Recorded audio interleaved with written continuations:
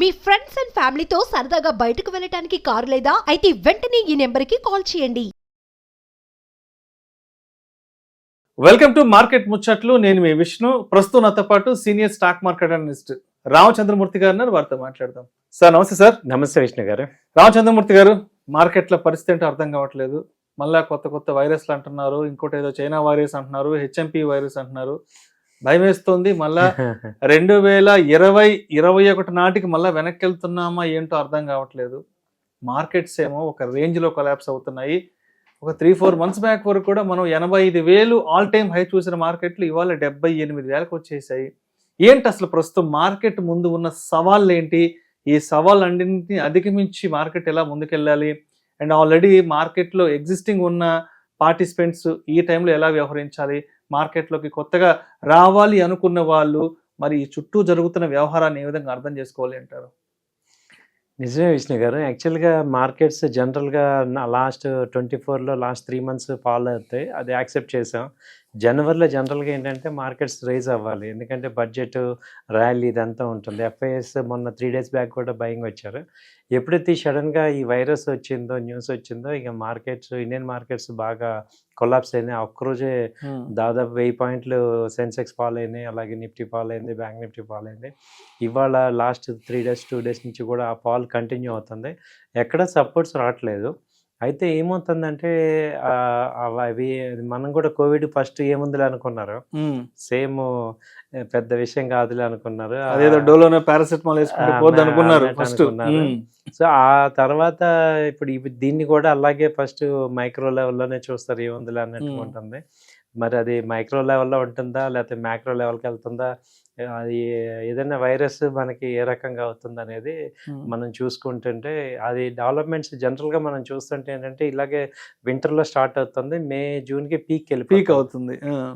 So మనం అది already ఒకసారి ఎక్స్పీరియన్స్ అయ్యాము ఏం జరుగుతుంది ఏంటి అనేది. కాబట్టి ఇది ఏంటంటే ఒక అలర్ట్ వీడియో లాగా మనం తీసుకోవాలి అందరూ కూడా. సో దాని నుంచి మనం ఇప్పుడు ఏది ఎఫెక్ట్ అయినా కానీ, ప్రపంచంలో ఏది ఎటు వచ్చినా ముందు స్టాక్ మార్కెట్కి ఎఫెక్ట్ అయిపోతుంది. ఎక్కడ ఏ నెగటివ్ న్యూస్ వచ్చినా ఫస్ట్ అది వచ్చి మార్కెట్ మీద వచ్చింది. దాంతో అసలు అది ఇంపాక్ట్ ఇంకా అవ్వలేదు, అప్పుడే ఈ ఇండియన్ మార్కెట్ ఫాల్ అవటం మొదలైపోయింది. సో కాబట్టి ఏంటంటే ఇప్పటిదాకా ఉన్న హోప్స్ అన్నిటినీ కూడా ఇది నీళ్ళు జల్లుతుందా ఏంటనేది ఇంకొంచెం 1 week రాబోయే రోజుల్లో తెలుస్తుంది. యాక్చువల్గా మేము ఎక్స్పెక్ట్ చేసేది ఈసారి రిజల్ట్స్ బాగుంటాయి, కొత్త న్యూ థర్డ్ క్వార్టర్ రిజల్ట్స్ బాగుంటాయి, రేపు 9వ తారీఖు టీసీఎస్ రిజల్ట్స్ ఇవన్నీ బాగున్నాయి అనుకునే టైంలో ఇది ఒక పెద్ద నెగిటివ్ అయింది. ఇంతకుముందు లాస్ట్ ఇయర్ మొత్తం అంతా అన్సర్టనిటీగానే ఉంది. సెకండ్ హాఫ్ అంతా ఎక్కడ అసలు పాజిటివ్ లేవు. అందరు ఇన్వెస్టర్లు అందరూ చాలా బాధపడుతున్నాం. ఆ రోజు అకౌంట్లన్నీ డౌన్ అవుతున్నాయి. సో ఇలాంటి సిచ్యువేషన్లో ఇది ఒక పుండి మీద కారం చల్లినట్టు అన్నట్టు ఇది ఒకటి తయారైంది. ఏమవుతుంది ఏంటని చూస్తే మేజర్ టెక్నికల్స్ అన్నీ కూడా వీక్ ఉన్నాయి. ఇప్పుడు బ్యాంక్ నిఫ్టీ 50,000 మేజర్ సపోర్టు, అది క్రాస్ అయింది, కట్ అయిపోయింది. అలాగే నిఫ్టీ తీసుకుంటే 24,000 మేజర్ సపోర్ట్, అది బ్రేక్ అయిపోయింది. సో ఇప్పుడు 23,700, 800 ఆ రేంజ్లో ఉన్నాయి. సెన్సెక్స్ 78,000 మేజర్ సపోర్ట్ ఉంది, అది కూడా బ్రేక్ అవుతుంది. సో ఇలాంటి సిచ్యువేషన్స్లో ఈవెన్ మేజర్గా ఏం జరుగుతుందంటే, ఇప్పుడు అంతకు ముందు లేని ఇప్పుడు ఉంది ఏంటంటే, మేజర్ హెచ్డిఎఫ్సి బ్యాంకు వీక్ అయింది. అది 1,800 ఉన్నది, ఇప్పుడు 1,700కి వచ్చింది అనమాట. అది ఇండెక్స్లో 20% వెయిటేజ్ దానికి సింగిల్గా ఉంది. సో దాని ఎఫెక్ట్ ఎక్కువ పడిపోతుంది. దాన్ని కౌంటర్ చేయడానికి ఏవి కనపడలేదు. ఇప్పటిదాకా అది ఆల్ టైమ్ హైలో వచ్చింది కాబట్టి ఒక రకంగా మార్కెట్ని అది ఆపింది ఫాల్ నుంచి. ఇప్పుడు ఈ సెన్సెక్స్ని కానీ నిఫ్టీకి కానీ, ఇది బ్యాంక్ నిఫ్టీకి కానీ అదే మేజర్, హెచ్డిఎఫ్సి బ్యాంకే మేజర్ ఆధారం. అది ఇప్పుడు ఏంటంటే సెల్లింగ్ సైడ్కి వచ్చేసింది. కాబట్టి ఇలాంటి టైంలో మనం ఏమర్థం అవుతుందంటే, ఇక సెల్లింగ్ అయితే ఇంకా కంటిన్యూ ఛాన్సెస్ ఉంది. ఒకవేళ కంటిన్యూ అవ్వకపోయినా కానీ ట్రెండ్ పాజిటివ్ అయితే ఇమీడియట్గా కనపట్ల, అంటే స్లోగా డౌన్ అవుతుంది. లాస్ట్ 2 months 3 months ఎలా ఉందో అలాగే కనపడుతుంది. సో టెక్నికల్గా అవి దాటితే కానీ, ఆ లెవెల్స్ దాటితే కానీ మార్కెట్స్ కొంచెం స్టెబిలిటీ రావు. సో ఇది ప్రజెంట్ పరిస్థితి. రైట్. అయితే ఇప్పుడు ఆల్రెడీ మార్కెట్లో ఎప్పటి నుంచో ఉన్న వాళ్ళకి ఇలాంటి సినారియోస్ అన్నీ వాళ్ళు చాలా దగ్గరగా చూశారు. ఇలాంటి మార్కెట్ ఫాల్స్ 20లో కానీ 21లో కానీ, లేదంటే అంతకుముందు జరిగిన ఇంకేదైనా పెద్ద నెగిటివ్ విషయాలంతా కూడా అందరికీ తెలుసు, వాళ్ళు డైజెస్ట్ చేసుకోగలరు. ఇలాంటి మార్కెట్లో సర్వసాధారణం అని. కానీ లాస్ట్ 1-2 ఇయర్స్ బ్యాక్ మార్కెట్లోకి వచ్చిన వాళ్ళకి ఇది చెప్పండి, ఇది ఒక కొత్త ఎక్స్పీరియన్స్ మార్కెట్తో. సో ఇటువంటి వాళ్ళు మార్కెట్ని ఏ విధంగా హ్యాండిల్ చేసుకోవాలంటారు?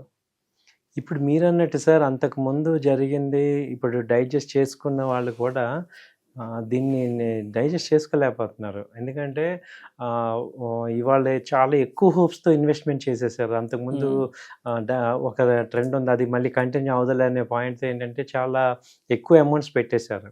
వాళ్ళందరూ 30-40% లాసెస్లోకి వచ్చారు. ఇప్పుడు ఫస్ట్ వాళ్ళందరూ ఏం చేయాలి, అసలు ముందు ఆల్రెడీ ఇన్వెస్ట్ చేసిన వాళ్ళు మార్కెట్స్లో ఫాలో అవుతున్న టైంలో ఇప్పుడు ప్రజెంట్ ఉన్న సిచ్యుయేషన్లో ఇమ్మీడియట్గా వాళ్ళు ఎలా సేవ్ చేయాలి అంటే, రీసెంట్గా మనం పేపర్లో కూడా చూసాం, అప్పు చేసి స్టాక్ మార్కెట్లో పెట్టి కుటుంబం మొత్తం ఆత్మహత్యలు చేసుకుంది. ఇలాంటి విషయాలు అప్పుడు ఏంటంటే, ఒక యాజ్ ఏ మార్కెట్ అనలిస్ట్గా మీకు చెప్పే జాగ్రత్త ఏంటంటే, ఇది పుట్ స్ట్రాటజీ అనేది ఒకటి ఉంది. మీరు ఆ పుట్ ఆప్షన్స్ కౌంటర్గా కొనుక్కొని పెట్టుకుంటే మీకు ఇన్సూరెన్స్ లాగా అది హెడ్జింగ్ అవుతుంది. సో అది ఫస్ట్ మనం చేసేయాలన్నమాట. సో ఆల్రెడీ మార్కెట్లో ఉన్న వాళ్ళకి ఏంటంటే నేను చెప్పేది, ఇన్వెస్ట్ చేసిన వాళ్ళందరికీ ఈ పుట్ ఆప్షన్స్, దాన్ని పుట్ స్ట్రాటజీ అంటాం. సో అది ముందు బై చేసేసుకోండి. మీకు అబౌట్ 10 lakhs ఇన్వెస్ట్మెంట్ ఎవరికి ఉన్నాయి మార్కెట్లో, మీరు దానికి ఒక 10,000-20,000 ఏదైతే స్టాక్స్ ఉన్నాయో ఆ స్టాక్స్కి కౌంటర్గా బై చేసుకోవటం వల్ల ఈ మార్కెట్ ఫాల్ నుంచి ముందు తట్టుకుంటాం. అంటే అప్ సైడ్ ఓపెన్ ఉంటుంది, డౌన్ సైడ్ లిమిటెడ్ అయిపోతుంది. ఇది ఫస్ట్ నేను చెప్పదలుచుకుంది. అండ్ రెండోది ఏంటంటే, ఇన్వెస్ట్మెంట్కి ఇవాళ మనం ఓన్లీ బయింగ్ చేద్దాము అంటే, ఒక రకంగా మ్యూచువల్ ఫండ్స్లో ఇది మనం ఇన్వెస్ట్ చేస్తాం కాబట్టి పెద్ద టెన్షన్ ఉండదు. కానీ స్టాక్స్లో ఇన్వెస్ట్ చేసి దాన్ని రోజు చూడకుండా అంటే అయ్యే పరిస్థితి కాదు. ఎందుకంటే ఈ మీడియా వచ్చాక ఏదో ఒకటి చూస్తూనే ఉంటాం, కంగారు ఎమోషన్స్ వస్తున్నాయి. కాబట్టి ఇవాళ ఇన్వెస్ట్ చేయటం కన్నా కూడా ఇన్వెస్ట్ని ప్రొటెక్ట్ చేసుకోవటానికి కొంచెం ఎక్కువ ఇంపార్టెన్స్ ఇవ్వాలి.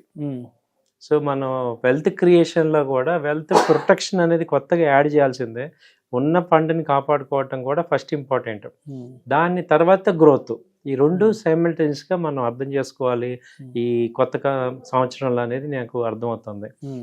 రెండో పాయింట్, ఇప్పుడు కొత్తగా వచ్చే వాళ్ళకి ఏమవుతుందంటే, ఇది వీళ్ళకి కూడా కొత్తగా ఇప్పుడు లాస్ట్ 1 year 2 years నుంచి వచ్చిన వాళ్ళందరూ కూడా విపరీతమైన ప్యానిక్ అయిపోతున్నారు. లాసెస్ బుక్ చేసుకోవటం, అనవసరంగా ఇన్వెస్ట్ చేసి అంటే ఏదో షార్ట్ టర్మ్స్లో ఎక్కువ డబ్బులు వస్తాయని ఫీల్ అయ్యి ఎక్కువ లాసెస్ బుక్ చేసుకుంటున్నారు. వీళ్ళందరికీ మనం స్పెషల్గా ఫోకస్ చేయాల్సింది ఏంటంటే, సో దీన్ని ఒక లాంగ్ టర్మ్ పాయింట్ ఆఫ్ వ్యూలో ఆలోచించుకుంటూ దీనికి తగ్గ స్ట్రాటజీస్, నాలెడ్జ్ పెంచుకుంటూ ఆ కంపెనీ మీద ఇన్ఫర్మేషన్ అది పెట్టుకొని ఒక పొజిషనల్గా హోల్డ్ చేయాలి. సో ఫ్రీ అమౌంట్స్ పెట్టుకోవాలి సార్ ఇందులో. మనం ఏదో అంటే ఇంతకు ముందు కొంచెం ఎలా ఉన్నా పర్వాలేదు అనుకున్న బుల్ ట్రెండ్లో ఏం చేసినా పెరుగుతున్నాయి. కానీ ఇది బుల్ ట్రెండ్ కాదు, బేర్ ట్రెండ్. కాబట్టి మనం ఇంకా బేరిష్లోకి వెళ్తుందా, కరెక్షన్లోకి వెళ్తుందా, ఇవన్నీ అర్థం కావట్లేదు. కాబట్టి చాలా జాగ్రత్తగా మీ క్యాపిటల్ ప్రొటెక్ట్ చేసుకోవటం చాలా ఇంపార్టెన్స్ ఇవ్వమంటున్నాను. సో అది ఫస్ట్ నేను ఎక్కువ ఇంపార్టెన్స్ ఇచ్చేది.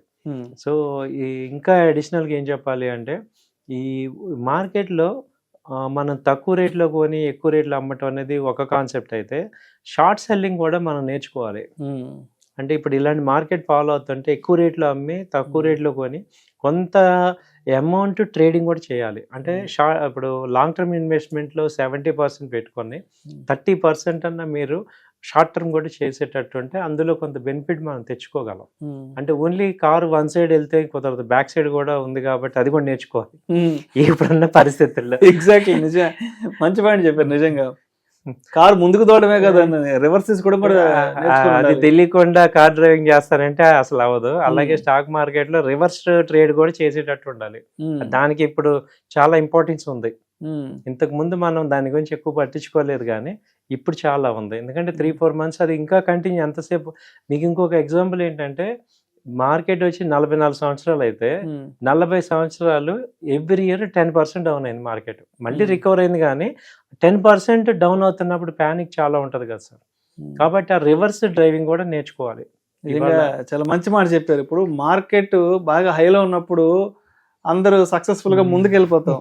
బట్ మార్కెట్లో ప్రమాదం పొంచి ఉన్నప్పుడు వెంటనే రివర్స్ తీసుకుని సైడ్ ఎట్లా వెళ్ళిపోవాలో కూడా తెలుసుకోవాలండి. అంతే కదా, ఇప్పుడు ఏదైనా ప్రమాదం ఎదురైనప్పుడు వెంటనే ఏం చేస్తాం, వెంటనే వెనక్కి తిరిగి సైడ్ నుంచి పక్క వెళ్ళిపోతాం. ప్రమాదం ఉందని కూడా ముందుకు వెళ్ళలేం కదా. సో ఇప్పుడు మార్కెట్ ఇంత పెద్ద ఫాల్లో పెద్ద బ్లడ్ బాత్ లో ఉంది కాబట్టి ఇక్కడ ఎటువంటి ఇక్కడ ఇక్కడ ఎటువంటి అంటే ఏ విధంగా ఇక్కడ జాగ్రత్త వహించాలనే విషయం కూడా మనకు తెలిసి ఉండాలి. తెలిసి ఉండాలి సార్, తెలుసుకోవాలి. ఇప్పుడు అది చాలా ఇంపార్టెంట్. ఎందుకంటే ఓన్లీ ఎదురు వెళ్తున్నట్టు మనం మార్కెట్కి ఎదురు వెళ్తున్నాం, లాస్ అయిపోతాం.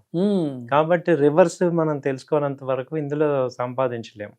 అది కూడా ఇప్పుడు నెక్స్ట్ ఇంపార్టెంట్ పాయింట్ ఏంటంటే రివర్స్ డ్రైవింగ్ కూడా కావాలి. సో మన ఇప్పుడు దాని గురించి కూడా మాట్లాడాల్సిన టైం వచ్చింది. ఎందుకంటే అందరూ ఏమనుకుంటున్నారు, ఓన్లీ బై చేసుకుంటే చాలు మనీ వెల్త్ క్రియేట్ అయిపోద్ది అంటారు. కానీ బట్ అంత టైం ఇక్కడ డైలీ మనకుండే యాక్టివిటీస్లో, ఎందుకంటే మీడియా చూస్తే మార్కెట్ పడంగానే చాలా చాలా వీడియోలు వచ్చేస్తాయి, బ్లడ్ బాత్ అయింది అదైంది, ఇవన్నీ చూసి ఇన్వెస్టర్స్ హోల్డ్ చేయలేరు. బట్ రివర్స్ కూడా నేర్చుకోవడం better. Thank you sir, thank you so much Ramachandramurthy garu. Thank you sir, thank you.